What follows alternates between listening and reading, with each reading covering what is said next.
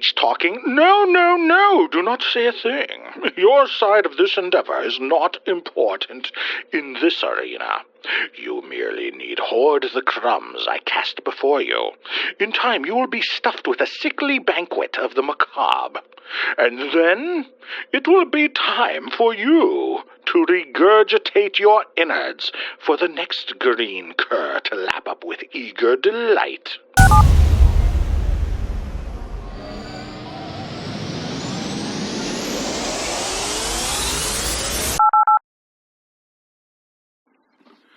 His name, Norbert Mendelbaum, 52. A simple and unassuming family man with 2 teen boys and a very sympathetic wife. Location, Topak, Arizona, USA. Date, 1952. Norbert played it straight and enjoyed the American dream while selling medical equipment and farm supplies to the local cities and towns between Los Angeles, Las Vegas, Phoenix, and Flagstaff. He was well known and well liked for his kindly and honest ways and his mildly pleasant American personality, filled with hope and wonder and unbiased amiability. To Norbert, life was a rich orchard, and he had the pick of the crop in the wonderful and bountiful world of post-war America. With science and technology, the sky was the limit. And even then, Norbert was about to find he would go beyond those limits, as no one ever had before. He was driving a 1950 Mercury Coupe down Desert Route 94 near Goose Lake, when little Norbert spied a craft descending in the desert east of the highway. On his way back from an expo in Vegas, he felt there was still time to get home after checking on the odd and singular sight off to his left. Perhaps it was a military experimental device, or a problematic personal aircraft. Life was good to dear old Norbert, so he felt he owed it to the world to give back and help anyone in need. Or at the very least, have something of importance to brag about at his Masonic meetings amongst his fellow travelers. Soon, he came over a small ridge and saw something unbelievable. It was a stainless steel oval propped up on 3 legs like something from a movie or a comic book. A hatch was open below the craft, dust having barely settled, and 2 striking figures in sparkling metallic and form-fitting spacesuits were cautiously descending onto the desert floor. Their heads were obscured by impressively streamlined helmets sporting smoked glass face visors. Norbert ran from his car toward the couple of impressive visitors. There wasn't an ounce of fear in the man's advance. He knew this sort of transportation would be invented soon. It was here, now, before him and no others. "Wow," he blurted out to the arrivals. "That's incredible! Are you 2 okay? Do you need help? Who are you? Are you with the army?" "Army?" A muffled voice came from the taller of the 2 statuesque people before Mr. Mendelbaum. They simultaneously reached up and removed their helmets, synchronized coldly as if one. The sight of their revealed faces shook Norbert as he realized the smaller one was a woman.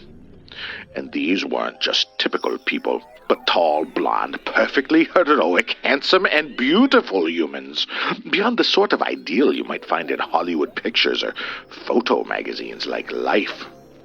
They stood at least 6 feet tall, the woman perhaps just 6 foot, and the man 6'3" or so by the gawker's estimation. "We are with no army," the woman replied coolly in a calm and soothing but feminine and gently commanding voice. "We are here to warn against the abuses of armies."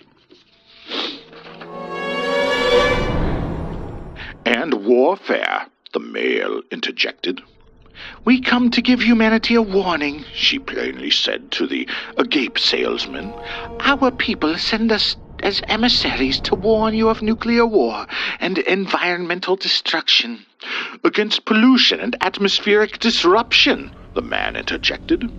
Humans must be made aware of their folly, the female continued, so that they do not destroy themselves before they can spread their majestic wings and soar into the galaxy to join us in the space brotherhood of universal love and understanding, which unites all the galaxies and planets and solar systems within this realm of existence. A long pause ensued after her declaration. They all looked blankly at each other until Norbert could muster the only logical question he had. "Who are you?" "Oh," the male jolted to life. "Excuse our awkwardness. I am stalwart Eros from the planet Grabulor in the constellation Xerxes, in Galaxy 5 Nebula beyond the Aululon system. You may call me Stall." The female joined in. "And I am Candy." Candy?" Norbert asked quizzically. "Are you the leader here?" she asked Norbert. "Are you the ruler of this planet, the supreme being of Earth and all its inhabitants, come to greet us and parley so that we may impart wisdom beyond your comprehension and save your people from the doom they are speeding toward?" "No," Norbert deflated from his own lack of importance. "I'm just a salesman from Topak." "Good enough," Stalwart Eros exclaimed. "You can be our liaison to the powers that control your world and civilization. Through you, the world can be saved from the unexpected evils about to befall your people." Both space travelers surrounded the diminutive salesman and placed hands on his shoulders. "Come with us," Candy lightly commanded. "Let us show you wonders and enlightenment beyond belief." "Come with us," Eros added, "and become a savior for all humanity. Fulfill your destiny as the one who will lead your peoples out of ruination and into the light of a fantastic future among the stars, where technology plays heady games and enables sentient life to explore its potential amongst friends." "Space friends," Candy added. "Oh my," Norbert hesitantly sputtered as he looked into Candy's eyes.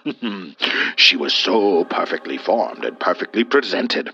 Her golden hair curled and waved lightly down over high cheekbones and past seductive lips to spill across the helmet ring resting on her shoulders. Her desirably proportioned body in its skin-tight outfit was that of a goddess, not a mere mortal. Everything about her beckoned little Norbert like a siren to a sailor. "Sure thing," Norbert squeaked out to her. They led him into the hatch of the ship, up the ramp, and into a control chamber of sorts, made of sparsely designed panels and view windows. "Strap in, adventurous earthling," a jovial Stahl said to Norbert, pointing to a seat with a harness draped over it. Norbert eagerly did as his hosts commanded, and then they did the same to their 2 seats before the controls. A few esoteric hand gestures later, and the craft was felt to rise from the desert and speed off into space. On a screen, Norbert saw the Earth diminish into a dot as they flew into the unknown. "This is the moon," Stahl told Norbert as an image zoomed in. "The dark side of the moon." It appeared as if the craft was skimming over the surface of the far side of the moon, where cows and fairy people frolicked under palm trees and across fields of copious wheat and apples. They were whisked off again and zoomed into another world. "Behold, Venus!"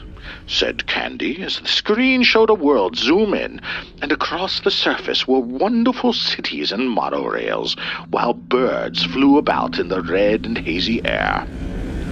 "Let us go to Jupiter!"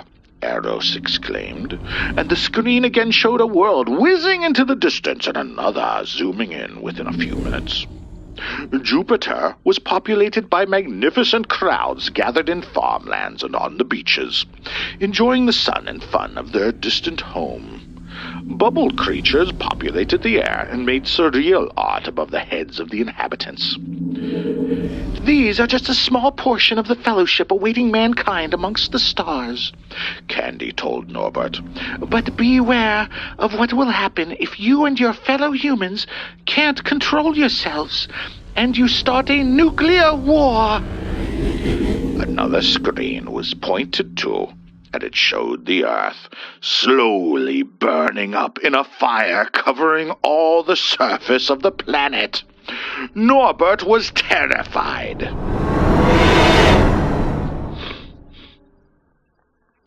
"Let us hope that never happens," a somber Stahl said into the room. Silence reigned until Earth zoomed into view and they landed back in the desert next to Norbert Mendelbaum's car. All three descended the ramp. "What can I do?" cried Norbert, turning to his sagacious visitors.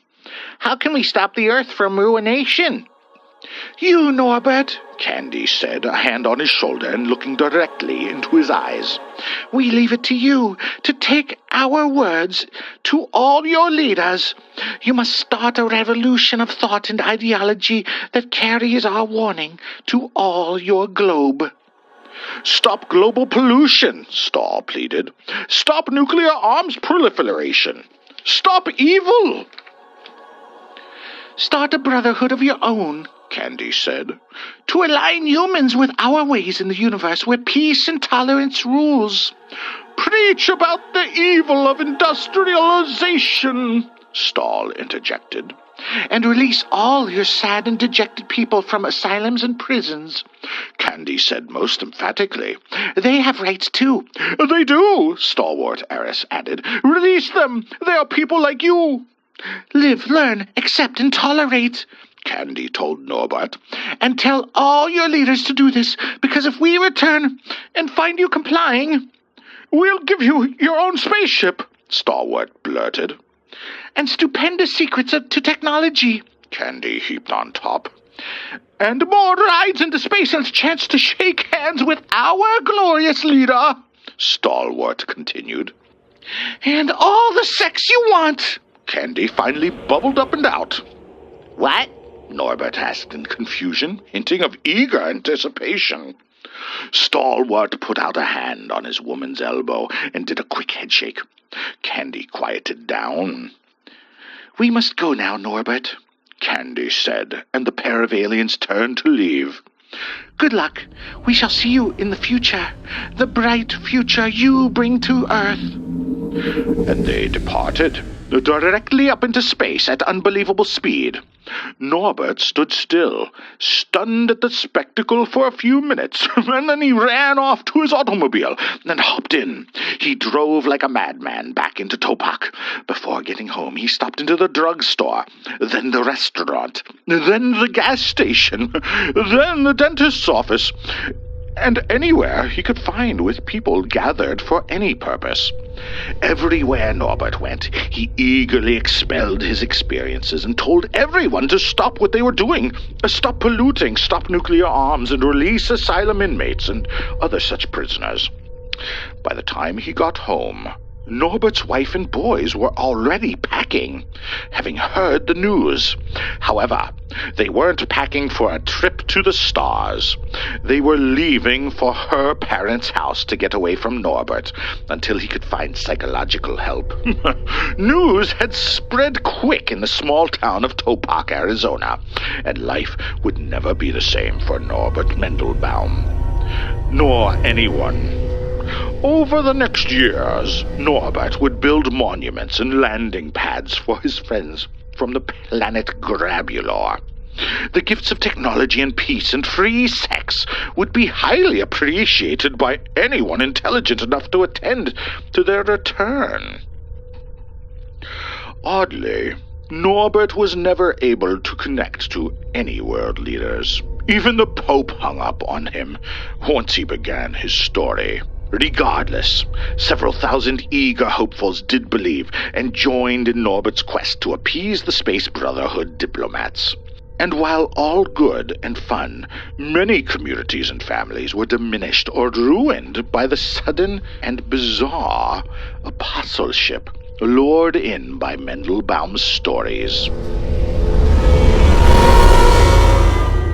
And so they would all wait patiently in the desert for the promise of freebies from space that would never arrive.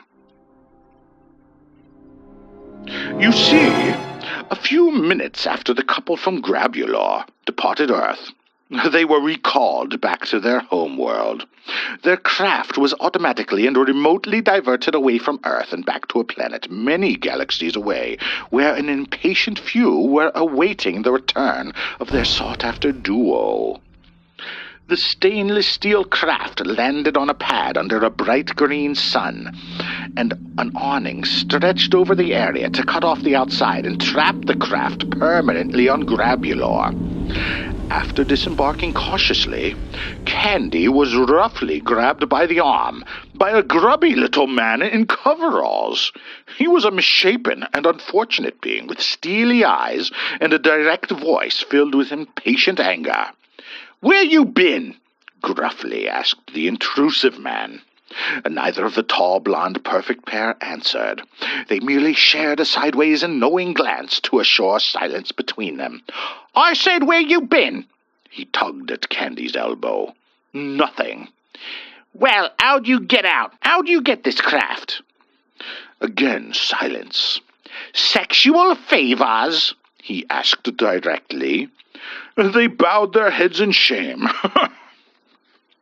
"You too." He shook his head at the statuesque couple. "You know you two are idiots. You're total morons. Who knows what you could have done out there? I hope you didn't mess around anywhere you shouldn't have been. You're always spewing nonsense and screwing up people's heads with your stories. Total destruction? Always with total destruction. Most unscientific crap anyone ever heard." Their keeper led them off. "Back to the asylum for you two," he kindly explained. "You're nice people, but you're thick as bricks. Thick as bricks you are. You should have never gotten out. One day some poor fool will believe you loons, and then where will he be?"